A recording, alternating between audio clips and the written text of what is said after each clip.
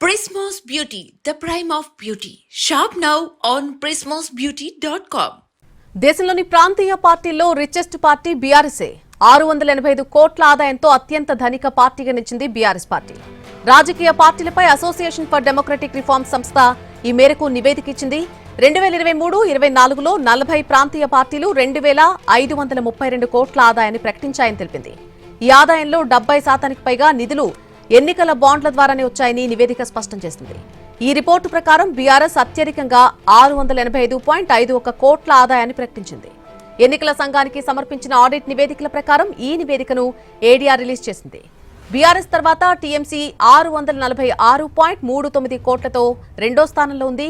ఇక బీజేడీ 297.81 కోట్లతో third place లో ఉంది. టీడీపీ సంగతి చూస్తే 285.07 కోట్లతో నాలుగో స్థానంలో కొనసాగుతోంది. వైసీపీ 191.04 కోట్ల ఆదాయంతో ఐదో స్థానంలో నిలిచింది. 40 ప్రాంతీయ పార్టీలు ప్రకటించిన మొత్తం ఆదాయంలో ఈ 5 పార్టీల ఆదాయం వాటా 83.17గా ఉంది. గత ఆర్థిక సంవత్సరంతో పోలిస్తే ఈసారి ప్రాంతీయ పార్టీల ఆదాయం 45.77% పెరిగింది.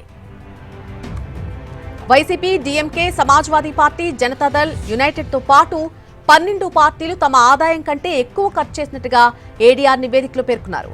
ఆదాయం కంటే సుమారు 55% ఎక్కువ ఖర్చు చేసినట్టుగా వైసీపీ చూపించింది.